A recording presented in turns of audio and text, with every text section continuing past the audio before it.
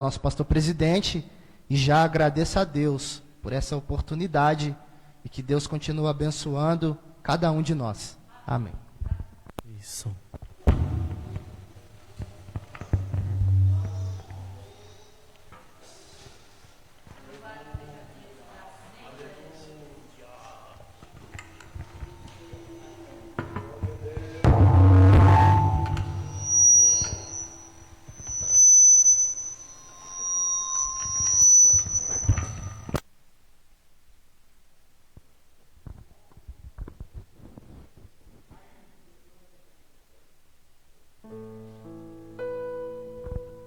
Cumprimento a amada igreja com a paz do Senhor Jesus Cristo. Cumprimento todos que nos assistem nesse momento também, pela rede social. Mais um culto, para juntos estarmos adorando e exaltando o nome de Deus. Para mim é uma alegria muito grande, novamente estar aqui nessa tribuna, falando da palavra de Deus, porque o Senhor é maravilhoso e grandes coisas Ele tem para nossas vidas, porque mesmo Deus que operava no passado continua operando no presente e vai operar no amanhã. Aleluias, glória a Deus. Irmãos, abram sua Bíblia comigo, no Evangelho de Jesus Cristo, segundo escreveu São Marcos, capítulo de número 4, a partir do verso de número 35. Marcos 4, 35. O culto ao Senhor tem que ser um culto racional. Tem que ser um culto cristocêntrico. A palavra de Deus, ela é viva, ela é eficaz, ela é mais penetrante do que uma espada de dois gumes, podendo discernir juntas e medulas e entender as intenções do nosso coração. Então esse é um Deus que nós servimos, que deixou para nós a sua palavra, para que todos os dias da nossa vida nós tenhamos algo para os nossos corações. A palavra que eu trago essa noite aqui é uma palavra muito conhecida. Você já ouviu ela várias vezes. Mas eu tenho certeza, como a palavra do Senhor diz, que ela se renova a cada manhã. Porque esse Deus é maravilhoso.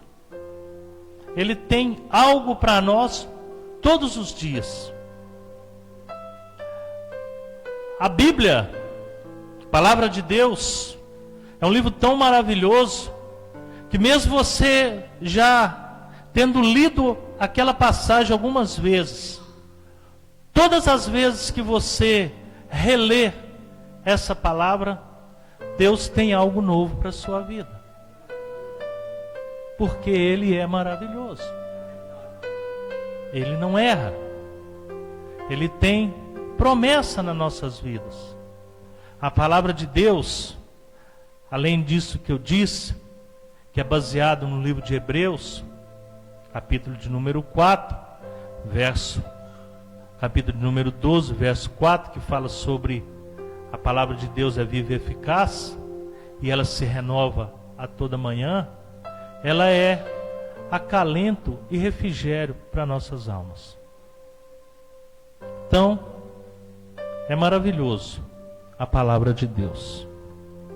Todos encontraram na sua Bíblia aí, Marcos 4, verso 35, Novo Testamento, que traz o título na minha Bíblia, Jesus apazigua a tempestade. Começo a ler. E naquele dia, sendo já tarde, disse-lhes: passemos para outra margem. E eles, deixando a multidão, o levaram consigo, assim como estava no barco, e havia também com ele outros barquinhos. Levantou-se grande temporal de vento, e subiu as ondas por cima do barco, de maneira que já se enchia de água. E ele estava na popa, dormindo sobre uma almofada. E despertaram-no, dizendo-lhe: Mestre, não te importa que perecemos? E ele, despertando, repreendeu o vento e disse ao mar: cala-te, aquieta-te. E o vento se aquietou e houve grande bonança. E disse-lhes: por que vocês estão tímidos? Ainda não tendes fé? E sentiram um grande temor e diziam uns aos outros: mas quem é este que até o vento e o mar lhe obedecem? Aleluia. Essa última parte aqui do versículo 41 é uma parte que deixa-nos a pensar. E novamente eu repito essa. Mas quem é este que até o mar e os ventos lhe obedecem? Amém. Irmãos, para a gente entrar no contexto da palavra, eu vou falar um pouco sobre esse mar, aonde estavam Jesus com os seus discípulos e outros barquinhos menores, porque a Bíblia fala de outros barquinhos. Esse mar era chamado de mar, mas não era um mar, era um lago. Era o lago da Galileia, hoje conhecido lá na região de Israel como Lago de Tiberíades. Só para a gente entrar no contexto da matéria, só para a gente entrar no contexto do momento que estavam vivendo, só para a gente entrar naquele barquinho junto com Jesus essa noite. Mar da Galileia, Lago de Tiberíades, um lago que tinha aproximadamente 21 quilômetros de comprimento, 13 quilômetros de largura, e nas suas laterais ou margens haviam montanhas, montes que formava ali como se fosse aquele mar ou aquele grande lago, uma grande estufa. Os irmãos estão entendendo? Sabem o que é estufa? Ali o vento batia nas margens que eram montes e retornavam para as águas e provocavam ondas de 5 a 7 metros de altura. Ali era o ambiente onde Jesus e os seus discípulos estavam. Os homens que estavam com Jesus, a maioria deles eram pescadores. Correto? Correto, pastor presidente? Pescadores que conheciam o mar e a água. E aquele lago de água, aquele lago de água doce, era um lago que muitas das vezes era um lago que muitas das vezes eles já haviam pescado ali. Mas continuemos. O barco no lago ou no mar, como você queira entender, balançava de um lado para o outro, pescadores, conhecedores da arte de pescar, não tinha tempestade ou fenômeno natural que eles não conheciam, mas naquele momento eles ficaram assustados e tentaram resolver, penso eu, quando a água começou a bater no barco, jogando água para dentro do barco, alguns devem ter pegado o seu baldinho e tentado jogar essa água para fora, para que aquele barco não afundasse. Aquele barco era um barco grande, porque os outros eram barquinhos. Naquele barco haviam homens experientes com a pesca, e naquele barco estava aquele que é o Salvador da terra, o Salvador da humanidade.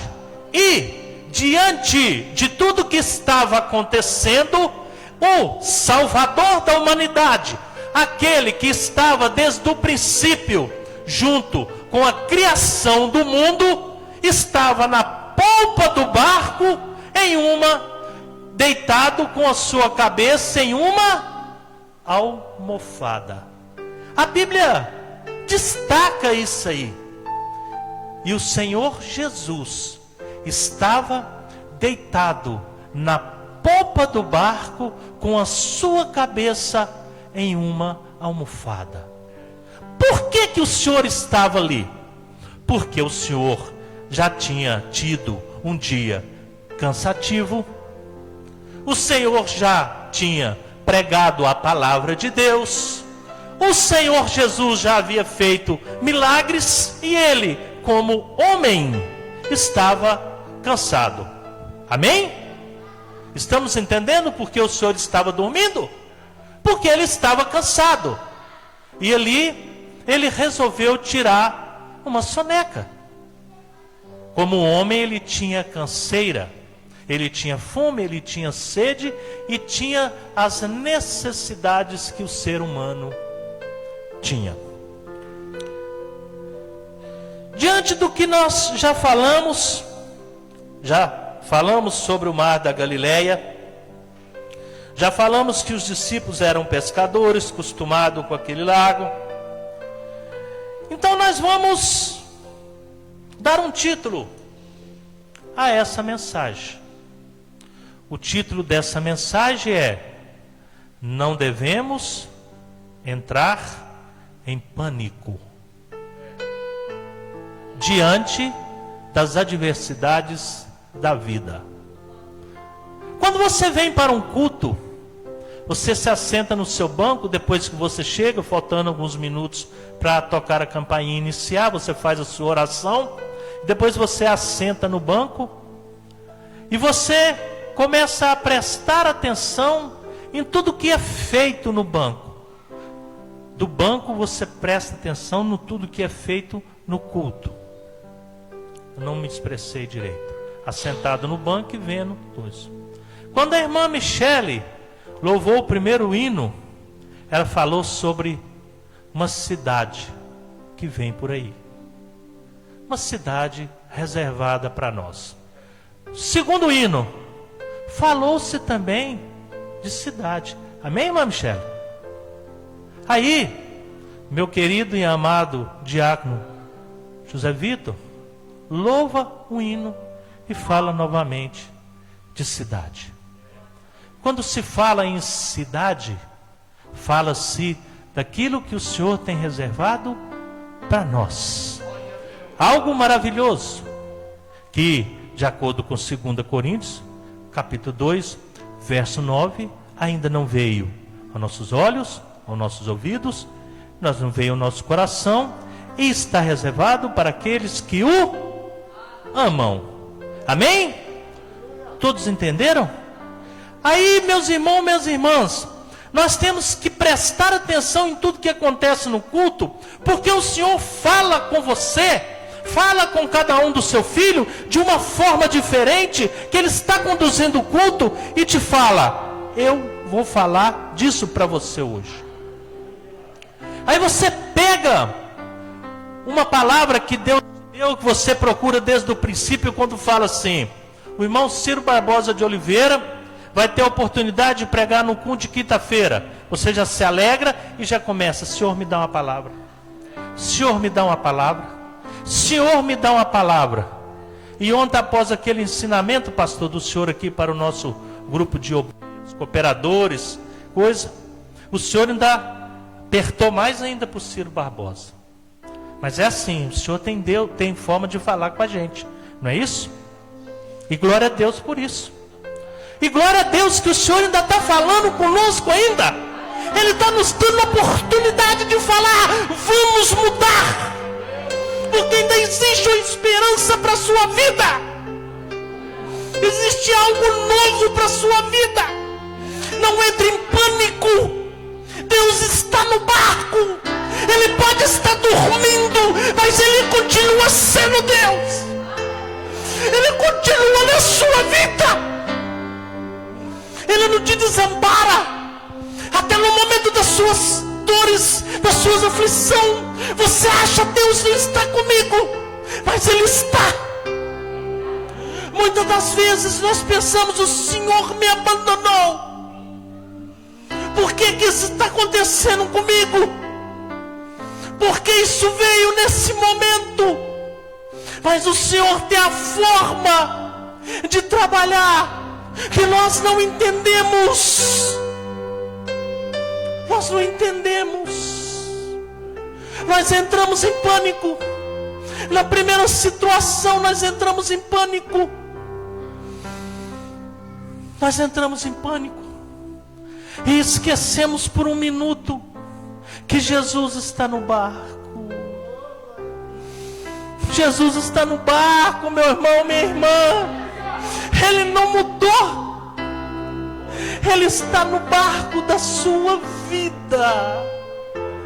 Quantos momentos difíceis, quanta dor, quanta angústia, quanta ansiedade, mas o Senhor está no barco.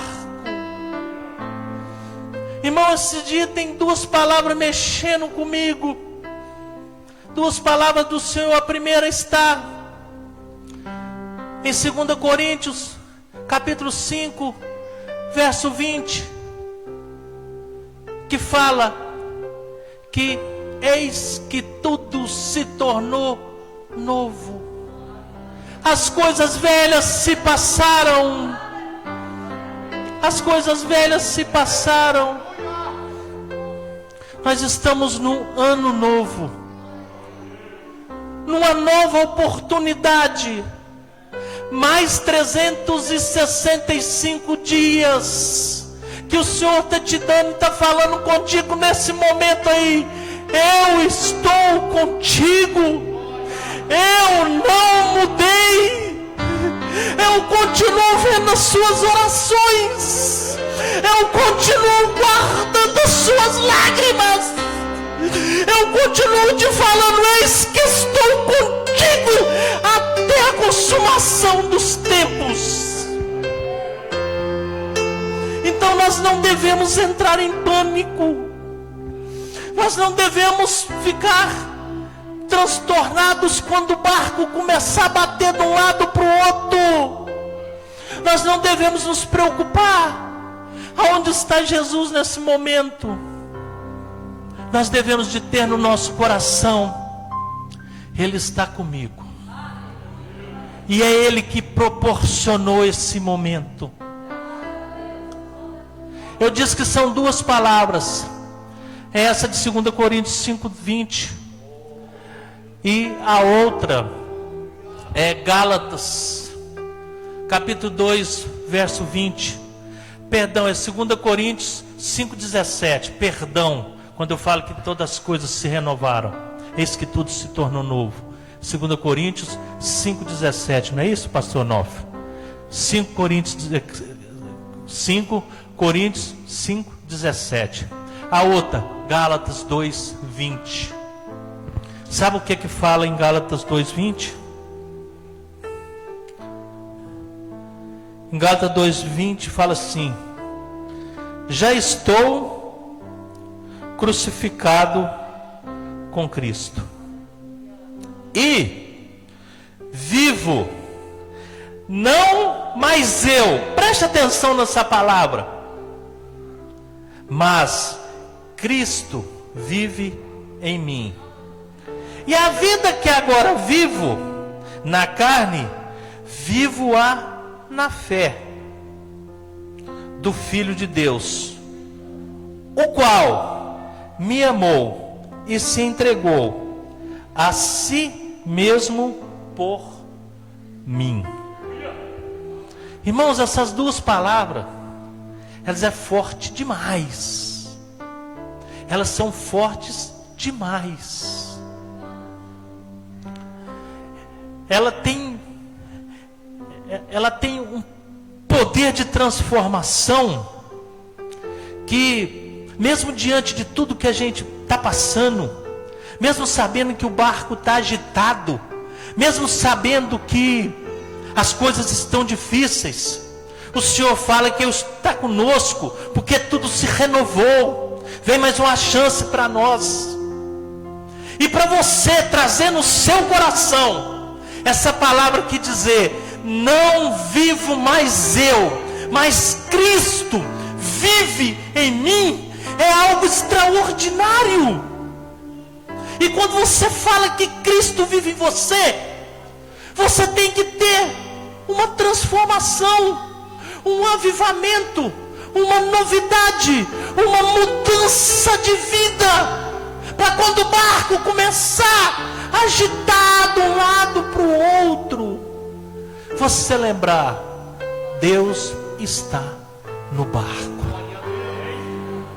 Jesus está no barco. Aí, para a gente ganhar tempo, nós vamos para o final do versículo 41, a parte B do versículo que eu li 2 vezes, que fala assim, preste atenção, nós estamos terminando. Mas quem é este que até o mar e os ventos lhe obedecem? Quem é esse? Irmãos, eu busquei na palavra de Deus, eu trouxe relatos, eu falei sobre o mar, não para mostrar para os irmãos algum conhecimento geográfico, longe disso, é para trazer os irmãos para dentro do mar da Galileia, para dentro do lago de Tiberíades, e para trazer para o seu coração essa noite, preste atenção, é o cerne da mensagem. Que homem é esse? Que homem é esse? Obrigado. Que homem é esse?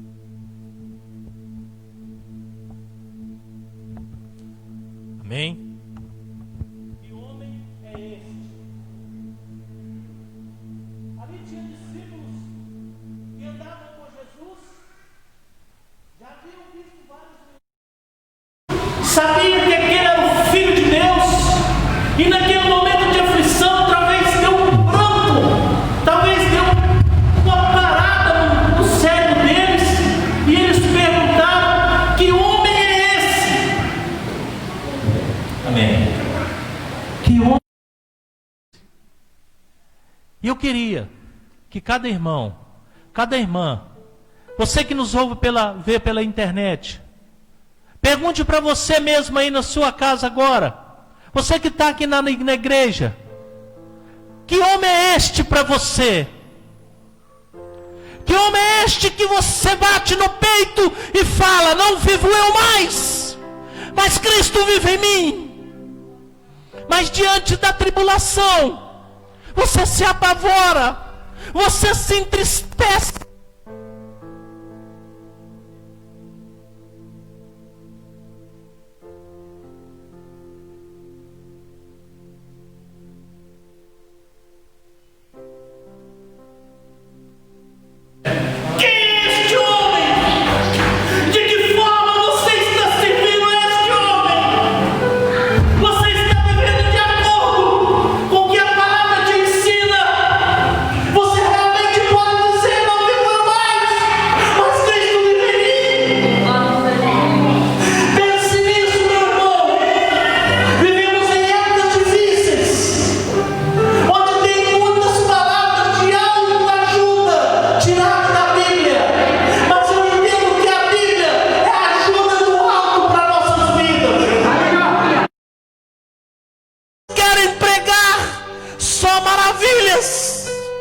Existe um hino que fala assim: pregadores de rosas, pregue os espinhos também, pegue que Deus é amor, Deus é amor, mas é justiça também. Esse Jesus, Ele é cheio de maravilhas, aleluia. Ele faz coisas boas, Ele nos ajuda, Ele nos prospera. Mas o que Ele quer de nós é que nós vivamos para Ele. Para que quando você ouvir um hino dessa cidade maravilhosa, você saber que vai morar lá. E eu creio, irmãos, de tanta coisa que vem acontecendo, de tantas novidades que estão surgindo, está muito próximo esse dia. Está muito próximo. Nós temos que pregar um evangelho genuíno. Nós temos que pregar um evangelho que salva, que cura, que transforma, e que fala que Jesus Cristo vai voltar. E Ele vai voltar porque Ele prometeu. Não tem nenhuma promessa que Ele deixou de cumprir. Não importa o que você está passando, Ele continua no barco. Dê valor na sua salvação. Dê valor que você é um escolhido de Deus. Dê valor que o Senhor está presente na sua vida.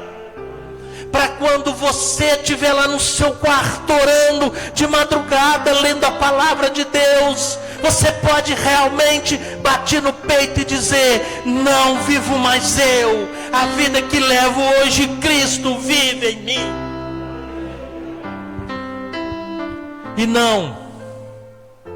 E não perguntar, porque se você for ver na sua Bíblia aí, essa palavra ela é separada em 3 evangelhos. Ela tem essa passagem de Jesus apazigua a tempestade, ela está em Mateus 8, 23 ao 27, Lucas 8, do 22 ao 25, e Marcos 4, 35 a 41. E em todas elas, homens que viviam com Jesus, homens que viam os milagres do Senhor Jesus, eles perguntam um para o outro: que homem é esse? E você tem que saber que homem é esse na sua vida. É isso que eu vim falar para a igreja essa noite.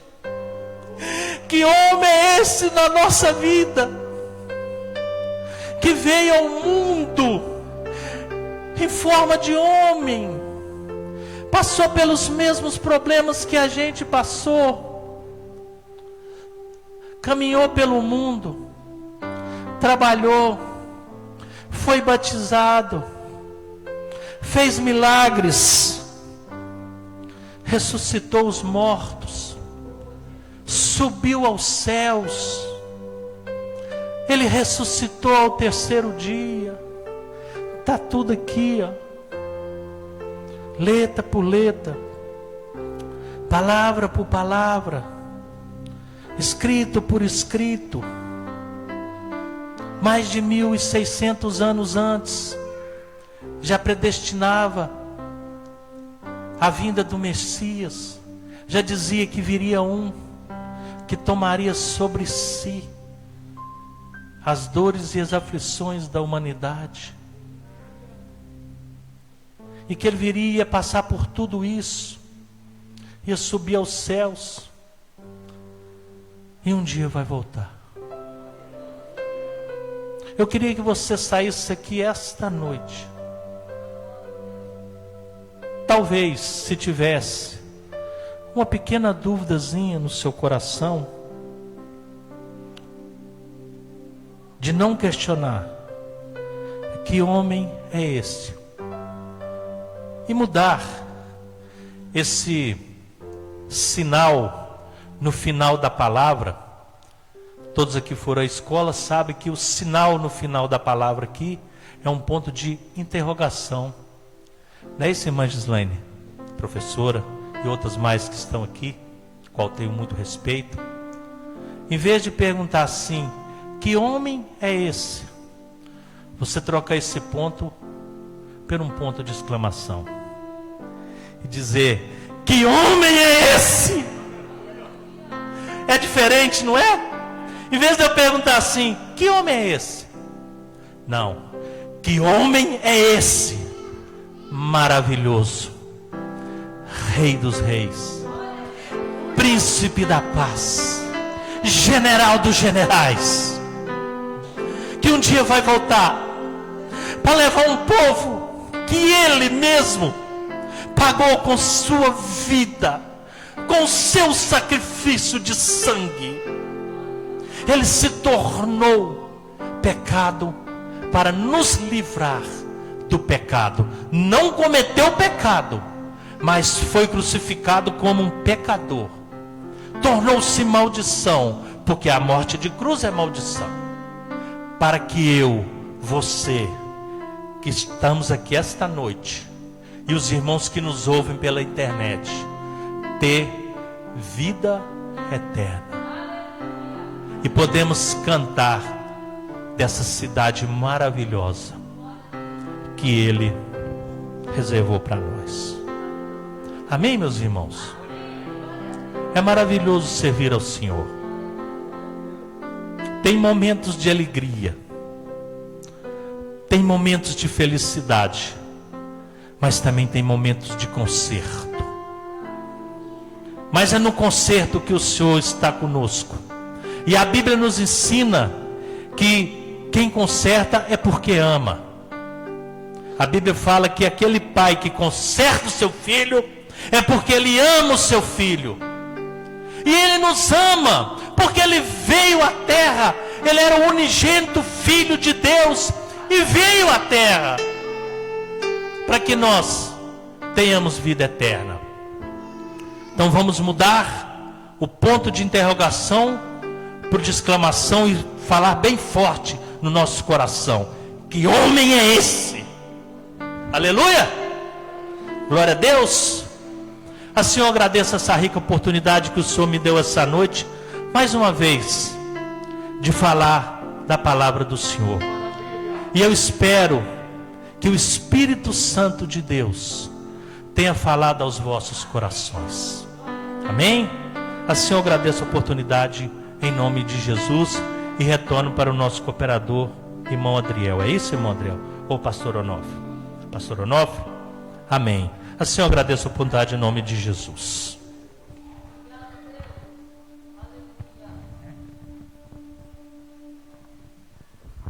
Meus irmãos, que maravilha. Abra sua harpa 422 e vamos cantar a primeira.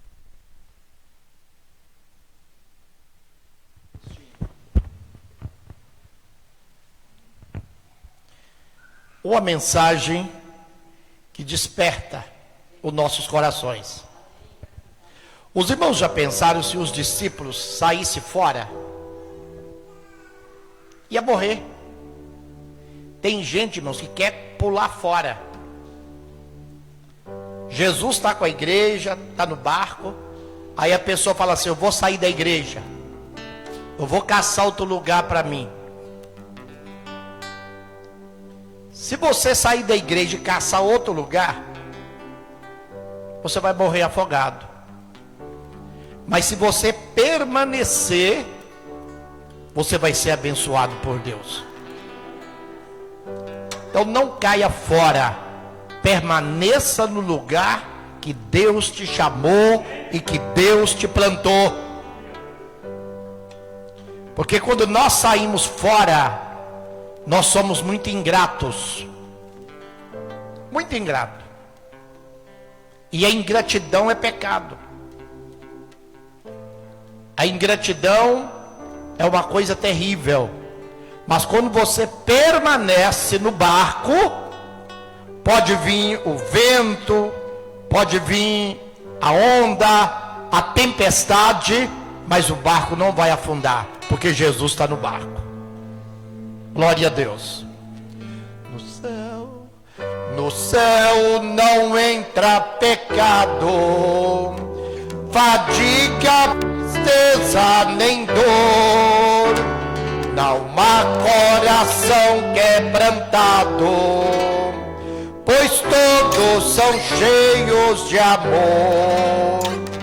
As nuvens da vida terrestre não podem a glória ocultar do reino de gozo celeste que Deus quis para mim preparar. Irei eu pra linda cidade, Jesus me dará um lugar com os crentes de todas idades. A Deus hei de sempre louvar, do céu tenho muita saudade, das glórias que lá hei de ver. Oh, que gozo vou ter quando eu vir meu Senhor, rodeado de grande esplendor. No céu é que está a nossa cidade. Glória a Deus. Deus abençoe os irmãos. Deus abençoe nosso cooperador irmão Ciro Barbosa, pela palavra que ouvimos. Vamos sair deste culto com a nossa fé mais renovada. Não entre em pânico, em desespero quando a luta vier. Mas lembre, Jesus está comigo no barco. Eu não vou sair deste barco, mas vou permanecer porque Jesus está aqui. Glória a Deus. Nós estaremos orando, irmãos. Nós temos um pedido de oração aqui. O nosso irmão que está participando conosco na rede social, irmão Marcelo Lima. Meu querido irmão Marcelo, a gente vai estar orando por você aqui. Ele disse que está passando mal, mas o nosso Jesus está com você aí também neste barco, né? Ele vai te ajudar. E a irmã Maria Matos, ela pede oração para todos os enfermos. Vamos estar orando pela irmã Maria e pelos mais de 100 irmãos que participaram conosco deste culto. Nesta noite, que Deus abençoe vocês. Eu quero convidar a igreja, vamos permanecer de pé. Vamos ficar de pé, vamos estar orando e lembrando desses pedidos de oração. E você que participou conosco, que Deus te abençoe grandemente, em nome de Jesus. Após esta oração, os irmãos permaneçam para que nós possamos dar os avisos do resto da semana. O nosso querido evangelista Antônio Quirino vai estar orando.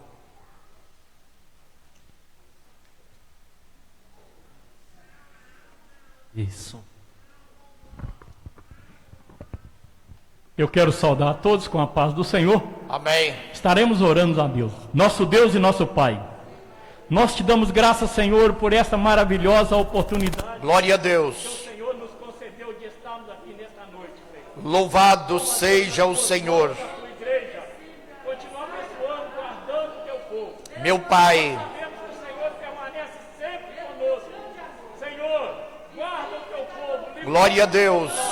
Damos sabedoria. Senhor, nós pedimos a Ti, Senhor, que o Senhor Amém. A graça do Senhor e Salvador Jesus Cristo, que o glorioso amor de Deus, nosso Pai, e a perfeita comunhão do Espírito Santo seja com todos os irmãos, e nós dizemos amém. Deus abençoe. O nosso irmão vai encerrar ali, os irmãos assentam para nós darmos os avisos finais.